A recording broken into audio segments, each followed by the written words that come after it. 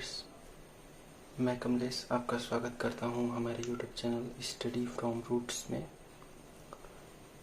Basically मैंने ये नया एक यूट्यूब चैनल क्रिएट किया है जिसमें हम लोग देखेंगे, मैथ्स को सीखेंगे बहुत ही बेसिक तरीके से, क्योंकि हम सब लोगों को पता है कि अगर हमको बेसिक्स पता हो मैथ्स का तो हम लोग सब कुछ कर सकते हैं मैथ में।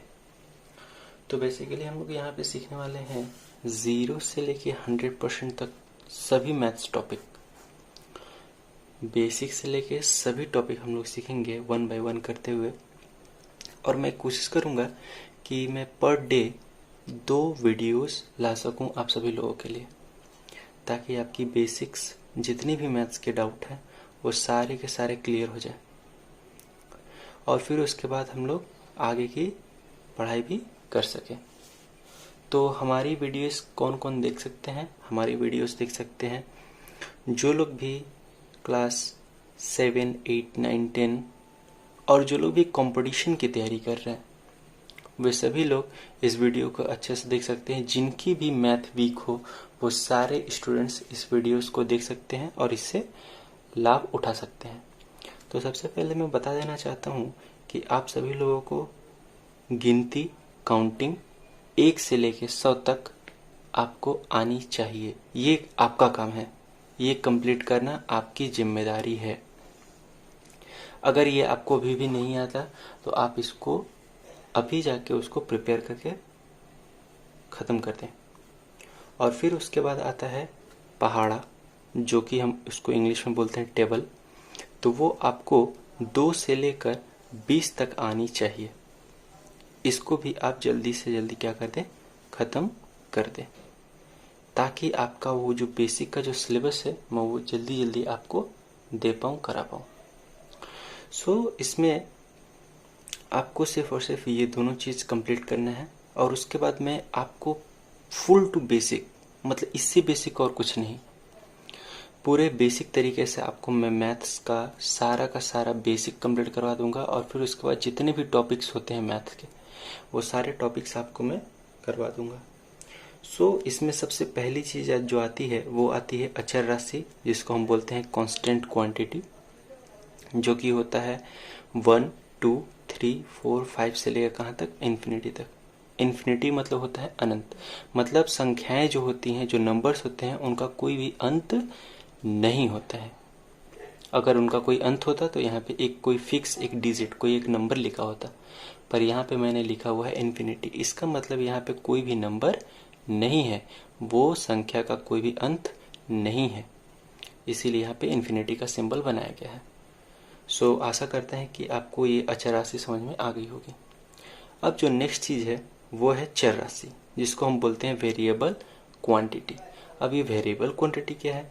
तो ये होती है जितने भी हमारे एल्जेब्रिक, मतलब जो भी हम अल्फ़ाबेट्स यूज़ करते हैं ए से लेकर जेड तक, जो भी हम लोग अल्फ़ाबेट यूज़ करते हैं ए से लेकर जेड तक, तो एक अल्फ़ाबेट जो होता है, जो इंग्लिश का जो अल्फ़ाबेट होता है, उसमें टोटल 26 लेटर्स होते हैं, 26 लेटर्स होते हैं। तो ये 26 लेटर्स है यहाँ पे, ये सारे के सारे क्या है, अल्फ़ाबेट है। आप समझ पा रहे हो इसको? तो ए से लेके जेड तक इनको हम बोलते हैं वेरिएबल क्वांटिटी या फिर चर राशि। मैं दोनों लैंग्वेज का यूज़ कर रहा हूँ, इंग्लिश और हिंदी। जिसको जो भी कंफर्टेबल लैंग्वेज लगे वो उसमें अपने आप को समझ सकता है।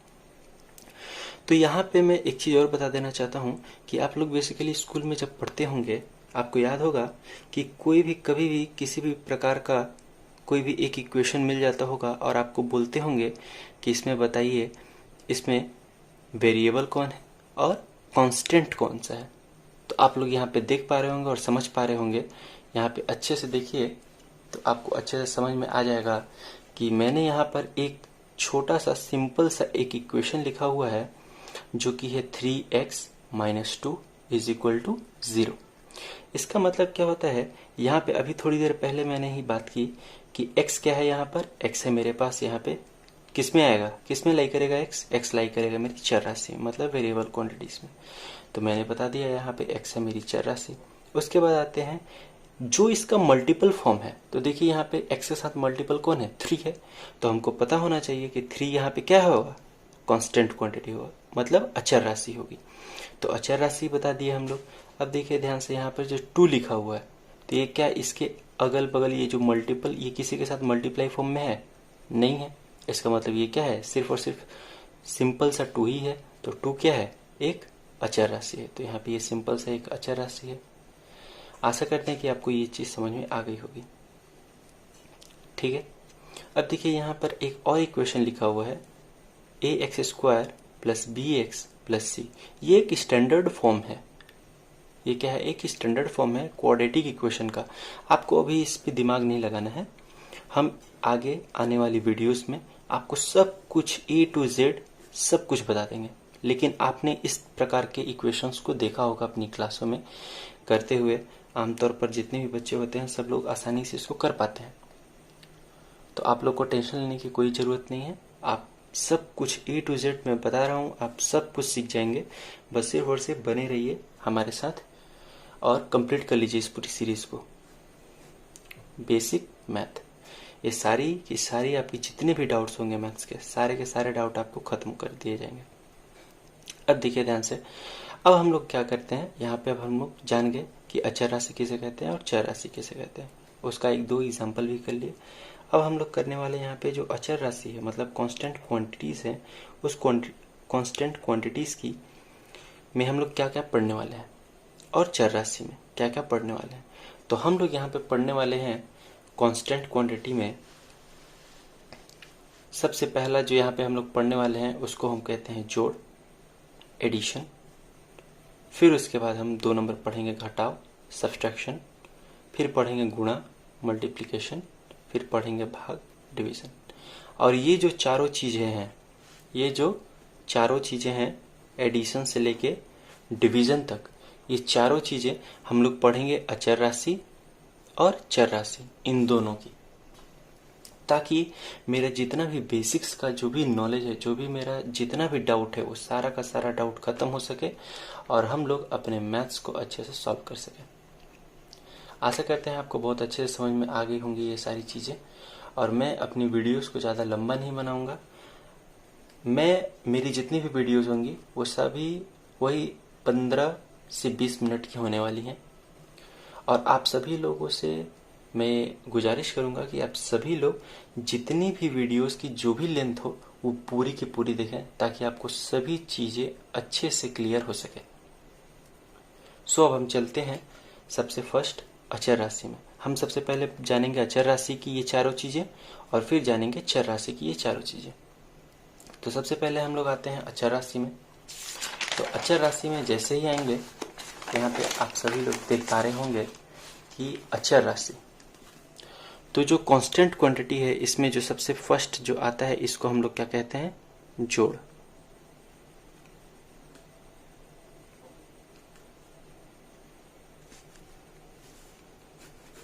इसका जो साइन होता है वो होता है प्लस। आप सभी लोग जानते होंगे, और नहीं जानते होंगे तो यहाँ पे आप देख सकते होंगे, ध्यान से देखते रहिए। तो जोड़ में हम लोग क्या करेंगे, अभी हम लोग जोड़ में हम लोग 3 चीजें सीखेंगे, ध्यान से देखिएगा।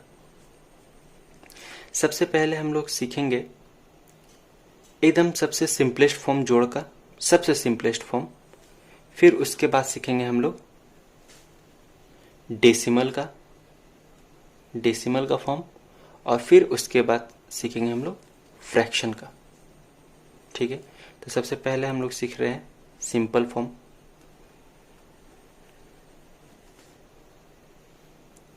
फिर उसके बाद हम लोग सीखेंगे डेसिमल फॉर्म, और फिर उसके बाद सीखेंगे हम लोग फ्रैक्शन फॉर्म। तो सिंपल फॉर्म में कौन कौन सा आएगा आप ध्यान से देखिए। मैं 2 एग्जाम्पल करवाऊंगा सभी के, आप यहाँ पर देख के अच्छे से समझ जाइए। और अगर फिर भी आपको अगर कुछ भी डाउट हो तो आप नीचे कमेंट करके ज़रूर बता दें। हम कोशिश करेंगे कि आपकी उस डाउट को नेक्स्ट वीडियो में कंप्लीट करने की। तो जो सबसे सिंपल फॉर्म होता है उसमें क्या होता है, एक होल नंबर को हम लोग लेते हैं और उसको ऐड करते हैं। जैसे 2 + 3 इज इक्वल टू कितना होता है? एग्जैक्टली 5। आपने सही कहा, 5 होता है। आप सभी लोग किए होंगे इस सम्स को। अब आते हैं नेक्स्ट में। अगर हमको दे दिया जाए 11 प्लस 5, ये कितना होता है? तो बिल्कुल सही कहा आपने, ये होता है टोटल 16। अब आते हैं डेसिमल में। डेसिमल फॉर्म क्या होता है? तो डेसिमल फॉर्म होता है कि अगर इसको हम लोग हिंदी में अगर जाने तो इसको हम लोग कहते हैं दशमलव। दशमलव का जोड़ हम लोग अभी सीखने जा रहे हैं। तो दशमलव का जोड़ कैसे होता है? मान लीजिए हमको मिल गया 2.32 प्लस 3.64। तो ऐसे जोड़ कभी भी अगर आपको मिल जाए तो इसको कैसे करिएगा आप? ध्यान से देखते रहिए, मैं बता रहा हूं अभी। तो इसको क्या करेंगे? इसको सबसे पहले हम लोग यहाँ पे लिख लेते हैं। सबसे पहले इसको हम लोग सजा लेते हैं 32 और फिर इसके बाद 3.64 जैसे सजा लिए। अब देखिए ध्यान से, हम लोग क्या करेंगे? लेफ्ट साइड से इसको काउंट करना स्टार्ट करेंगे, जोड़ना स्टार्ट करेंगे। 4 और 2 6, बिल्कुल ठीक। अब यहाँ पे 6 और 3 9, बिल्कुल ठीक। फिर यहाँ पे 3 और 2 5, बिल्कुल ठीक। अब ध्यान से आप लोग देख पा रहे होंगे ऊपर में जो कितने डिजिट के बाद पॉइंट है। लेफ्ट साइड से ऊपर में कितने डिजिट के बाद पॉइंट है? तो 2 डिजिट के बाद। यहाँ पे कितने? 2। तो टोटल हमको 2 डिजिट्स के बाद क्या करना होगा? पॉइंट को पुट करना होगा। ये हो गया आपका टोटल आंसर। अब आते हैं नेक्स्ट सम में। अब मान लीजिए अगर आपको मिल जाए 2.5 प्लस 3.692, ऐसा अगर कभी आपको सम मिल जाए तब क्या करिएगा? तो आप लोग देख पा रहे होंगे, ध्यान से देखिए। 2.5 लिख दिए, उसके बाद यहाँ पे जितना भी है, अब ध्यान से देख लीजिए। यहाँ पे पॉइंट के बाद कितना डिजिट? 1 डिजिट। यहाँ पे पॉइंट के बाद कितना डिजिट? 1 डिजिट। तो ध्यान से देख लीजिए, यहाँ पे पॉइंट के बाद 1 डिजिट है, तो यहाँ पे भी जो पॉइंट के बाद 1 डिजिट है, मतलब पॉइंट को आपको सेम टू सेम उसी सीक्वेंस में ही पुट करना है। अब उसके बाद जितने भी डिजिट्स होंगे उसको अपने जगह पे क्या कर दीजिएगा? प्लेस कर दीजिएगा। इसका मतलब आपको ध्यान देना होगा कि आप क्या जो दशमलव है वो किस जगह पे आप पुट कर रहे हो। तो आप देख पा रहे हो कि यहाँ पे 2.5 है और यहाँ पे 3.692 है। तो मैंने यहाँ पे बढ़िया से यहाँ पे पुट कर दिया। अब ध्यान से देखिए, मैं क्या करूँगा, यहाँ पे ऊपर में कितना जगह खाली है? अभी 2 जगह खाली है। तो यहाँ पे मैं अपने मन से यहाँ पे 0 0 पुट कर रहा हूँ। अब क्या करेंगे? हम इसको ऐड कर देंगे। 2 + 0 2, 9 + 0 9, 6 + 5, जी हाँ बिल्कुल सही कहा, 11। तो 11 के क्या करेंगे? हम लोग 1 लिखेंगे और वो जो 1 है वो क्या होगा? कैरी हो जाएगा और यहाँ पे चला जाएगा, बिल्कुल ठीक। और 3 2 5 और 1 6 यहाँ पे लिखेंगे और यहाँ पे पॉइंट, क्योंकि 3 डिजिट्स के बाद यहाँ पे क्या था? पॉइंट था। तो यहाँ पे लेफ्ट साइड से 3 डिजिट के बाद क्या किए दिए? पॉइंट को पुट कर दिए। ये हो गया हमारा आंसर। अब आते हैं जो फ्रैक्शन वाला जो जोड़ है, अब उसको हम लोग सीख लेते हैं। तो फ्रैक्शन वाले जोड़ में क्या है? ध्यान से देखिए। फ्रैक्शन वाले जोड़ में है कि मान लीजिए आपको मिल गया 1/3 प्लस 2/3। तो क्या करेंगे इसको? ध्यान से देखिए, यहाँ पे ध्यान से देख लीजिए। सबसे पहले तो आप ये जानिए कि फ्रैक्शन क्या होता है।